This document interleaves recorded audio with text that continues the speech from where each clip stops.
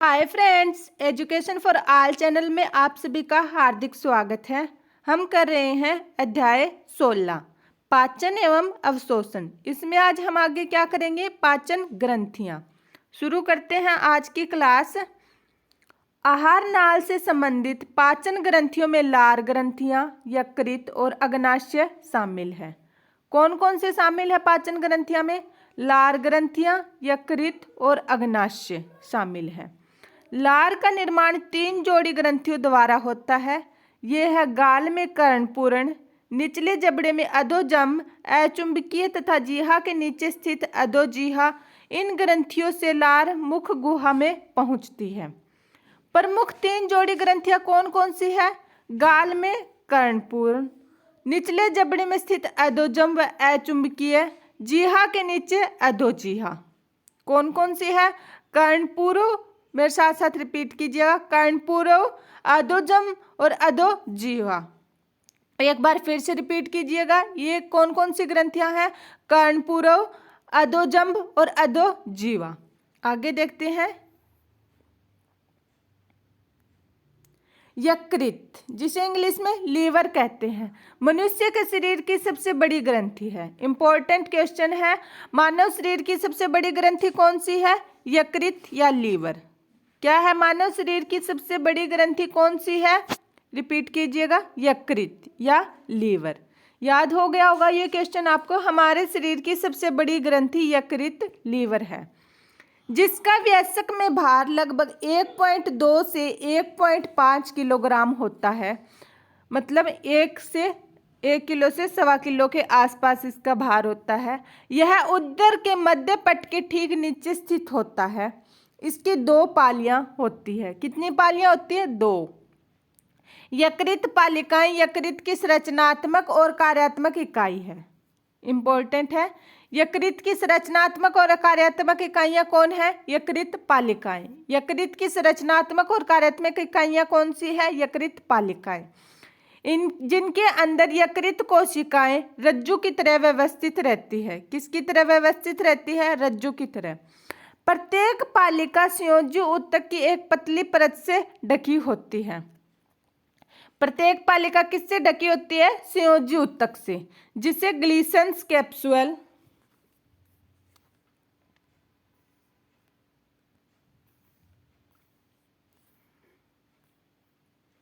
कहते हैं। जो संयोजी ऊतक से ढकी होती है उसे क्या कहेंगे? ग्लीसन्स कैप्सूल। यकृत की कोशिकाओं से पित्त का स्त्राव होता है। ये लाइन ध्यान से देखिएगा कि यकृत की कोशिकाओं से पित्त का स्त्राव होता है। मतलब पित्त का स्त्राव पित्ताशय से नहीं होता, यकृत से होता है। और पित्ताशय में क्या होता है? वो जाकर इकट्ठा होता है। दिमाग में बिठाना ये बात। पित्त का स्त्राव किससे होगा? यकृत से। और उसका संग्रह या फिर इकट्ठा कहाँ पर जाके होगा? पित्ताशय में। यकृत की कोशिकाओं से पित्त का स्त्राव होता है, जो यकृत नलिका से होते हुए एक पतली पेशीय थैली पित्ताशय में सांद्रित एवं जमा होता है। मतलब कहाँ पर इकट्ठा होगा? पित्ताशय में। पित्त का स्त्राव तो यकृत से होगा और जमा कहाँ पर होगा? पित्ताशय से। पित्ताशय की एक नलिका यकृतीय नलिका से मिलकर एक मूल पित्त वाहिनी बनाती है। क्या कहा गया है इसने? कि पित्ताशय की एक नलिका यकृत की नलिका से मिलेगी और क्या बनाएगी? पित्त वाहिनी बनाएगी। क्या बनाएगी? मूल पित्त वाहिनी, जो हम चित्र 16.6 में देखते हैं। ये रहा, यह क्या है? चित्र 16.6। यकृत, पित्ताशय और अग्नाशय की वाहिनी तंत्र। ये जो ग्रीन कलर का होता है ये क्या होता है? पित्ताशय। और इससे निकलने वाली वाहिनी को क्या कहेंगे? पित्ताशय वाहिनी। क्या कहेंगे? पित्ताशय वाहिनी। और ये कहाँ पर जाती है? यकृत वाहिनियों की तरफ। मतलब यकृत की तरफ जाएगी तो क्या बोलेंगे? यकृत वाहिनियां। और मूल यकृत वाहिनी कौन सी होगी? जो यकृत से निकलेगी। मूल पित्त वाहिनी जो पित्त से निकलेगी, फिर दोनों मिलकर एक वाहिनी बनाती है। ये अग्नाशय की तरफ जाती है। किसकी तरफ जाती है? अग्नाशय की तरफ। और जो यहाँ पर क्या है? यकृत और अग्नाशय वाहिनी कौन सी है? यकृत और अग्नाशय वाहिनी। और जो अग्नाशय की वाहिनी है उसे क्या बोलेंगे? अग्नाशय वाहिनी। और ये क्या है? ग्रहणी। आगे देखते हैं।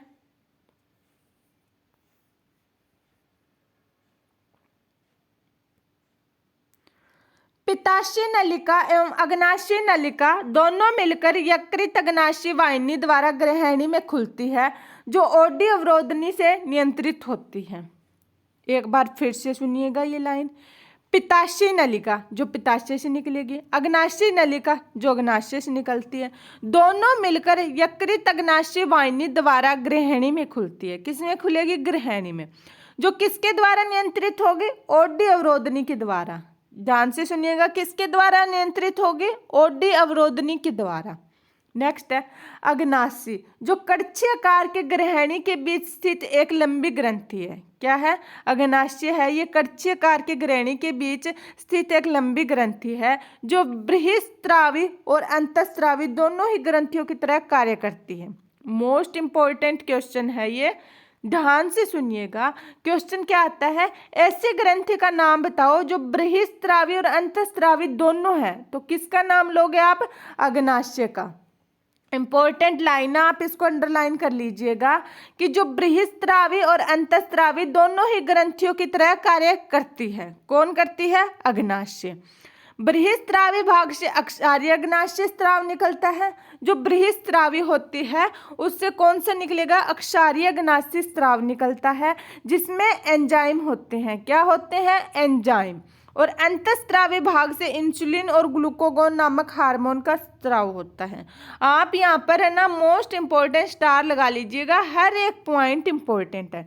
एनसीईआरटी का वैसे तो हर एक वर्ड इंपॉर्टेंट है, लेकिन इंपॉर्टेंट में भी कुछ एक्स्ट्रा इंपॉर्टेंट निकलता है इसमें।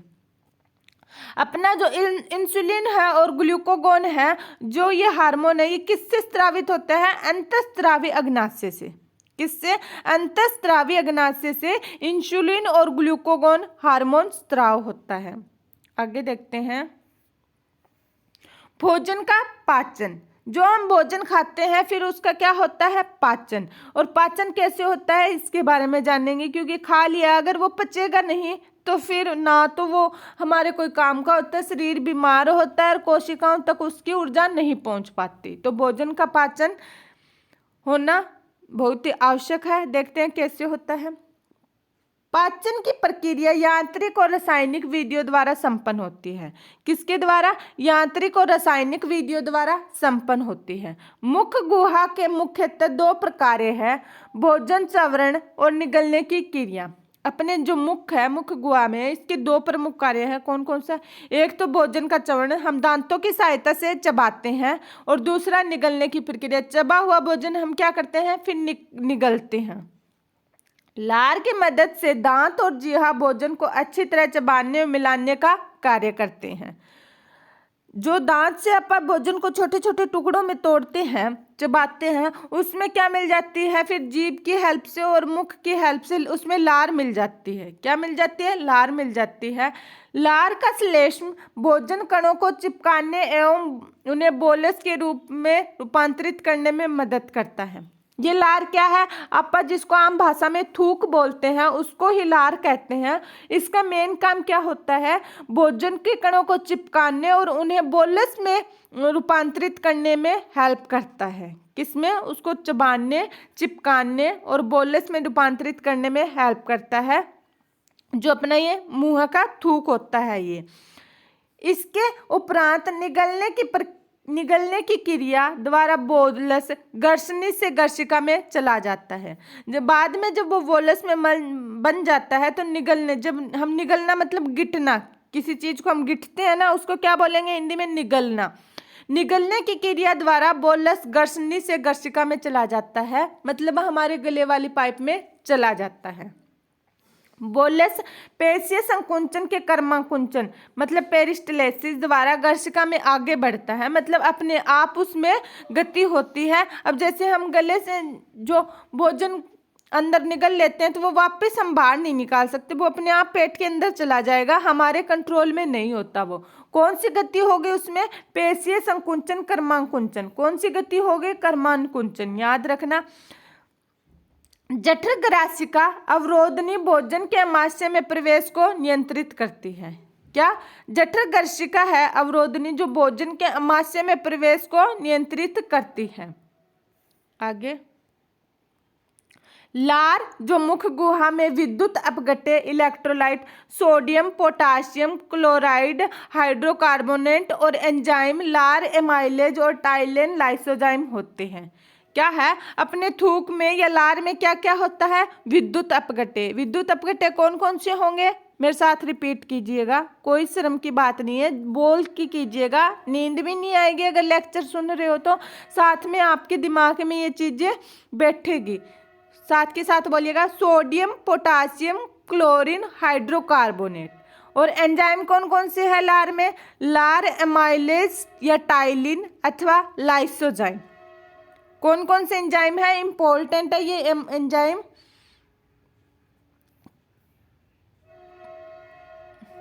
टाइलिन तथा लाइसोजाइम मोस्ट इंपॉर्टेंट है। क्वेश्चन बनता है आराम से इनमें, अपनी लार या थूक में कौन कौन से एंजाइम होते हैं, टाइलिन या लाइसोजाइम। अब ये लाइसोजाइम है, कई बार जब लग जाती है, हमारी छोटी मोटी चोट होती है, तो ऐसे बोलते हैं पुराने गाँव में या पुराने लोग क्या कहते हैं कि थूक लगा लो ठीक हो जाएगा। थूक से में क्या होता है, लाइसोजाइम जो आसपास के जीवाणु को मार देते हैं, उससे इन्फेक्शन नहीं होता, इसलिए घाव पर थूक लगाने से वो ठीक होता। वो किसकी वजह से, लाइसोजाइम की वजह से, क्योंकि लाइसोजाइम है वो जीवाणुओं को मारता है। पाचन की रासायनिक प्रक्रिया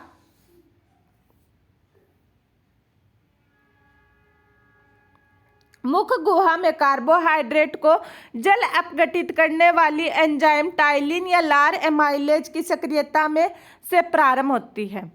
क्या, जो पाचन की रासायनिक क्रिया है वह मुख गुहा में कार्बोहाइड्रेट को जल अपघटित करने वाली एंजाइम टाइलिन या लार एमाइलेज की सक्रियता से प्रारंभ होती है। लगभग 30% स्टार्च इसी एंजाइम की सक्रियता pH 6.8 से द्विशर्करा माल्टोज में अपघटित होती है।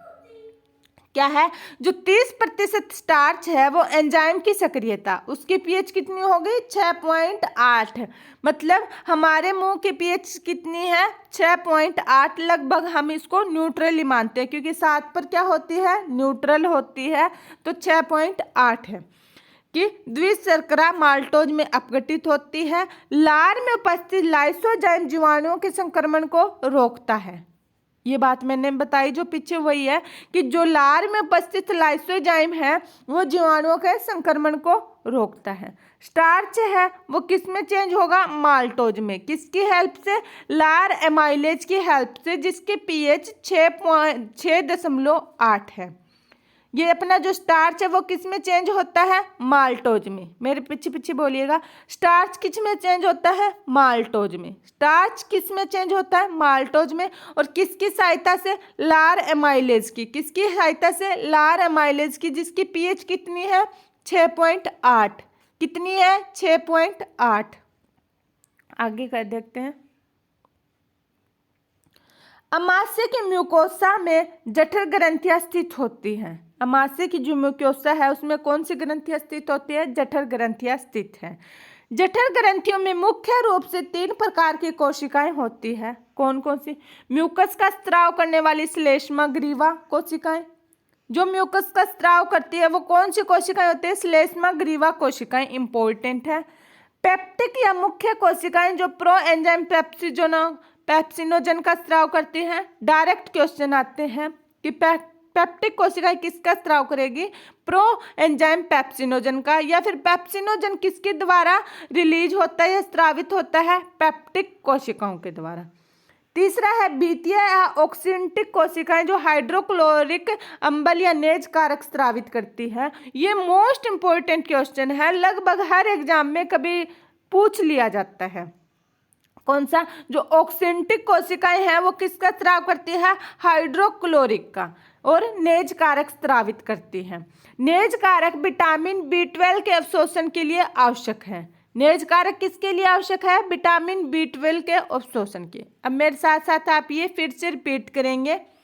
जो म्यूकस का स्त्राव करने वाली कौन सी कोशिकाएं होती है, श्लेष्मा ग्रीवा। कौन सी कोशिकाएं होती है जिसके द्वारा म्यूकस का स्त्राव होता है, श्लेष्मा ग्रीवा। और पेप्सिनोजन किसके द्वारा स्त्रावित होता है, पेप्टिक या मुख्य कोशिकाओं के द्वारा। प्रोएंजाइम पेप्सिनोजन किसके द्वारा स्रावित होता है? पेप्टिक या मुख्य कोशिकाओं के द्वारा। हाइड्रोक्लोरिक अम्ल HCl किसके द्वारा स्रावित होता है? ऑक्जेंटिक कोशिकाओं के द्वारा। किसके द्वारा? ऑक्जेंटिक कोशिकाओं के द्वारा। और नेज कारक भी किसके द्वारा होगा? ऑक्जेंटिक कोशिकाएं या बीतीय कोशिकाओं के द्वारा। नेज कारक का क्या कार्य है? नेज कारक विटामिन B12 के शोषण के लिए आवश्यक है, अति आवश्यक है। आगे देखते हैं। अमाशय 4 से 5 घंटे तक भोजन का संग्रहण करता है।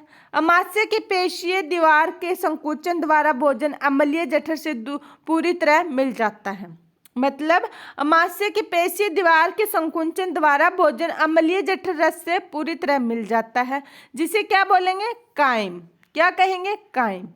आगे देखते हैं। प्रोएंजाइम पेप्सिनोजन हाइड्रोक्लोरिक अम्ल के संपर्क में आने से सक्रिय एंजाइम पेप्सिन में परिवर्तित हो जाता है। क्या है? जो प्रोएंजाइम पेप्सिनोजन है वो हाइड्रोक्लोरिक अम्ल HCl के संपर्क में आने पर किस में चेंज हो जाएगा? पेप्सिन में, जो अमाशय के प्रोटीन अपघटनीय एंजाइम है। क्या करता है? ये प्रोटीन अपघटनीय एंजाइम है। पेप्सिन प्रोटीनों को पेरोटियोज तथा पेंटोज में बदल देता है। पेप्सिन है, ये किसको तोड़ेगा? प्रोटीन को तोड़ेगा, प्रोटीन को प्रोटियोज तथा पेंटोज में बदल देगा। पेप्सिन का क्या कार्य है? प्रोटीन को तोड़ना। जठर रस में उपस्थित श्लेष्म बाइकार्बोनेट श्लेष्म उपकला स्तर का स्नेहन और अत्यधिक सांद्रित हाइड्रोक्लोरिक अम्ल से उसका बचाव करते हैं। क्या है? जठर रस में उपस्थित श्लेष्म बाइकार्बोनेट श्लेष्म उपकला स्तर का स्नेहन और अत्यधिक सांद्रित हाइड्रोक्लोरिक अम्ल से उसका बचाव करते हैं। हाइड्रोक्लोरिक अम्ल पेप्सिनों के लिए उचित अम्लीय माध्यम। pH इसके कितनी हो गए? 1.8 कितनी? 1.8 जो अत्यधिक अम्लीय है तैयार करता है। नवजातों के जठर रस में रेनिन नामक प्रोटीन अपघटनीय एंजाइम होता है, जो दूध के प्रोटीन को पचाने में सहायक होता है। जठर ग्रंथियां थोड़ी मात्रा में लाइपेज भी स्रावित करती है। इंपॉर्टेंट क्वेश्चन है। छोटे बच्चों में किसकी ज्यादा होती है मात्रा? रेनिन नामक एंजाइम की। किसकी? रेनिन होता है छोटे बच्चों में, जो दूध में प्रेजेंट प्रोटीन को तोड़ने में सहायता करता है। आगे देखते हैं। छोटी आंत।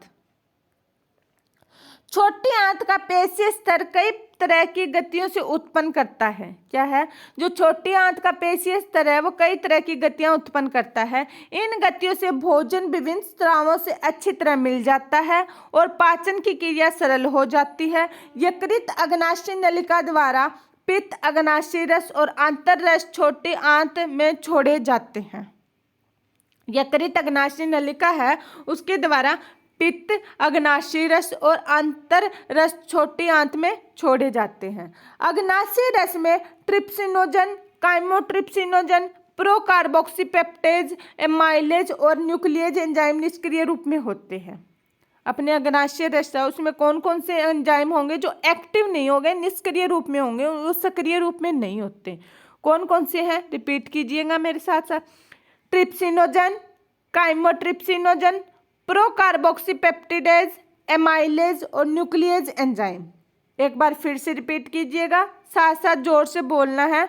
ट्रिप्सिनोजन, काइमोट्रिप्सिनोजन, प्रोकार्बोक्सीपेप्टेज, एमाइलेज और न्यूक्लियेज एंजाइम निष्क्रिय रूप में होते हैं। आंतर म्यूकोसा द्वारा स्रावित एंटेरियोकाइनेज द्वारा ट्रिप्सिनोजन सक्रिय ट्रिप्सिन में बदल जाता है। क्या है? जो आंत का म्यूकोसा होता है जो वो क्या स्रावित करता है? एंटेरियोकाइनेज। और एंटेरियोकाइनेज क्या करेगा? ट्रिप्सिनोजन को किस में चेंज करेगा? ट्रिप्सिन में बदल देगा। ट्रिप्सिनोजन किस में बदलेगा? ट्रिप्सिन में। किसकी हेल्प से? एंटेरियोकाइनेज की हेल्प से। एक बार फिर से रिपीट कीजिएगा। जो अपना ट्रिप्सिनोजन है वो किस में चेंज होता है? ट्रिप्सिन में। और किसकी हेल्प से? एंटेरियोकाइनेज की हेल्प से। जो अग्नाशय रस के अन्य एंजाइम को सक्रिय करता है। ग्रहणी में प्रवेश करने वाले पित्त में पित्त वर्णक बिलीरुबिन एवं बिलीवर्डिन, पित्त लवण, कोलेस्ट्रॉल और फॉस्फोलिपिड होते हैं। अब जो है ग्रहणी में प्रवेश करने वाले पित्त में पित्त वर्णक में इंपॉर्टेंट है ये बिलीरुबिन और बिलीवर्डिन हमेशा आते। पित्त में कौन कौन से वर्णक होते हैं? दो, बिलीरुबिन और बिलीवर्डिन। कौन कौन से होते हैं? बिलीरुबिन और बिलीवर्डिन, येलो और ग्रीन कलर के। पित्त लवण कोलेस्ट्रॉल और फॉस्फोलिपिड होते हैं। पित्त में क्या होगा? पित्त वर्णक जो बिलीरुबिन और बिलीवर्डिन है, पित्त लवण, कोलेस्ट्रॉल और फॉस्फोलिपिड होते हैं। लेकिन कोई एंजाइम नहीं होता। पित्त में क्या है? कोई एंजाइम नहीं होता। पित्त वसा का इमल्सीकरण में मदद करता है। पित्त किस में करेगा? वसा के इमल्सीकरण में हेल्प करेगा, मदद करेगा और उसे बहुत छोटे में सेल कणों में तोड़ता है। पित्त लाइपेज एंजाइम को भी सक्रिय करता है। पित्त किसको सक्रिय करेगा? लाइपेज एंजाइम को। किसको करेगा? लाइपेज एंजाइम को। आगे देखते हैं। आंतरश्लेष्मा उपकला में गोबलेट कोशिकाएं होती हैं। किसमें? आंतरश्लेष्मा उपकला में कौन सी कोशिकाएं होती हैं? गोबलेट कोशिकाएं। कौन सी? गोबलेट कोशिकाएं। कौन सी कोशिकाएं? गोबलेट कोशिकाएं जो श्लेष्मा का स्त्राव करती है। क्या करती है? श्लेष्मा का स्त्राव करती है। म्यूकोजा के ब्रश बॉर्डर कोशिकाएं और गोबलेट कोशिकाओं के स्त्राव आपस में मिलकर आंतरस्त्राव तथा सस्कस एंटीरिकस बनाते हैं। क्या है? म्यूकोजा के ब्रश बॉर्डर कोशिकाएं और गोबलेट कोशिकाएं, म्यूकोजा के ब्रश बॉर्डर कोशिकाएं और गोबलेट कोशिकाओं के स्त्राव आपस में मिलकर आंतरस्त्राव अथवा सस्कस एंटेरिकस बनाते हैं। क्या बनाते हैं? सस्कस एंटेरिकस। इस रस में कई तरह के एंजाइम होते हैं। क्या होते हैं? कई तरह के एंजाइम होते हैं, जैसे ग्लाइकोसिडेज, डायप्टेज, एस्टरेज, न्यूक्लियोसिडेज आदि। कौन कौन से एंजाइम होते हैं? मेरे साथ रिपीट कीजिएगा। ग्लाइकोसिडेज, डायपेप्टेज, ग्लाइकोसिडेज, डायपेप्टेज, एस्टरेज, न्यूक्लियोसिडेज आदि। ग्लाइकोसिडेज, डायपेप्टेज, एस्टरेज, न्यूक्लियोसिडेज आदि म्यूकस अग्नाशय के बाइकार्बोनेट के साथ मिलकर आंतर म्यूकोसा के अम्ल के दुष्प्रभाव से रक्षा करता है। जो म्यूकस है वो अग्नाशय के बाइकार्बोनेट के साथ मिलकर आंतर म्यूकोसा के अम्ल के दुष्प्रभाव का रक्षा करता है। मतलब अपने पेट में जो अम्ल होता है, अत्यधिक अम्लीय होता है, वो पेट को नुकसान क्यों नहीं पहुंचाता? क्योंकि वो उसके अंदर म्यूकोजा होता है। क्या होता है? म्यूकोजा, जो उसके अम्लीय प्रभाव को रोकता है। तथा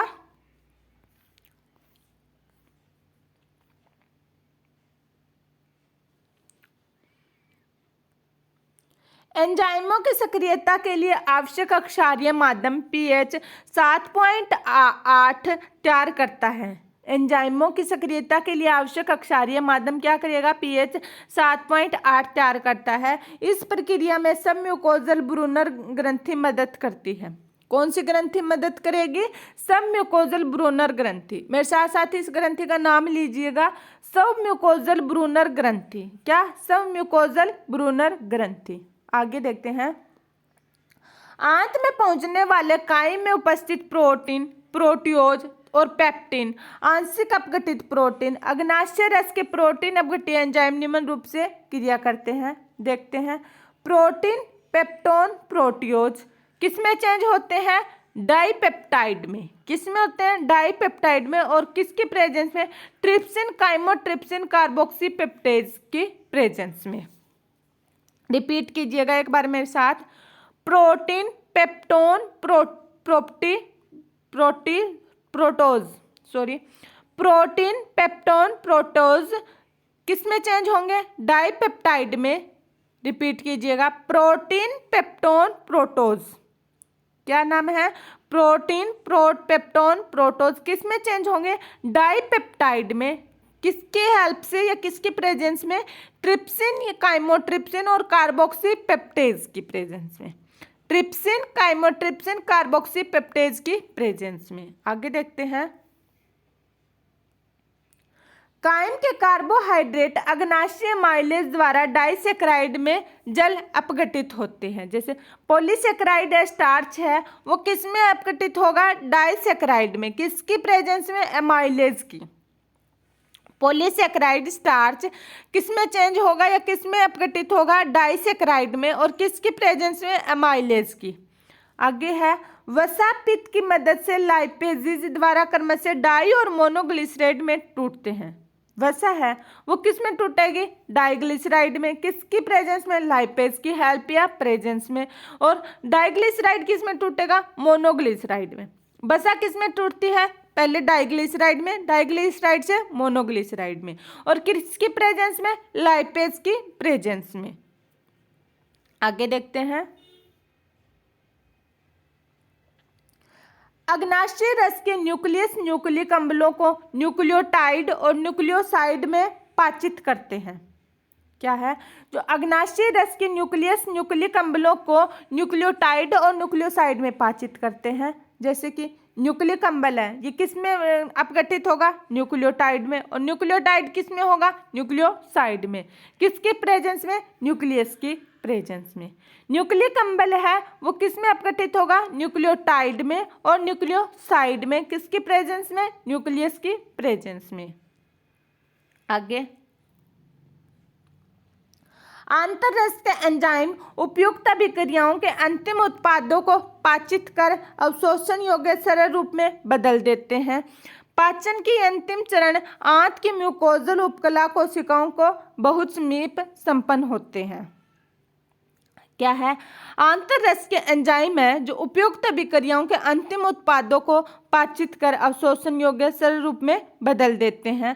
पाचन के ये अंतिम चरण है आंत के म्यूकोजल उपकला कोशिकाओं के बहुत समीप संपन्न होते हैं।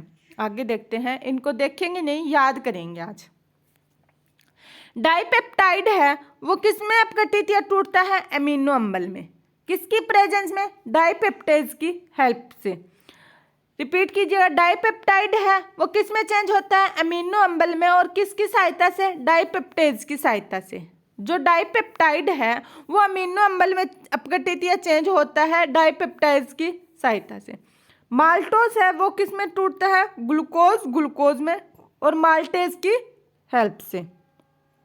माल्टोस है वो किस में टूटता है? ग्लूकोज में। या फिर हम ऐसे भी कर सकते हैं, ग्लूकोज मिलकर क्या बनाएगा? माल्टोज। और माल्टोज है वो ग्लूकोज में टूटेगा और माल्टेज की सहायता से। लैक्टोस है वो किस में टूटेगा? Glucose plus ग्लैक्टोस। लैक्टोस है वो किस में टूटेगा? Glucose plus galactose. Glucose plus glucose तो माल्टोस होगा, और लैक्टोस है वो ग्लूकोज प्लस ग्लैक्टोस होगा। किसकी हेल्प से? लैक्टेज की हेल्प से। सुक्रोज है वो किस में होगा? Glucose plus fructose. सुक्रोज है वो किस में चेंज होगा? Glucose plus fructose. और किसकी हेल्प से? सुक्रेज की हेल्प से।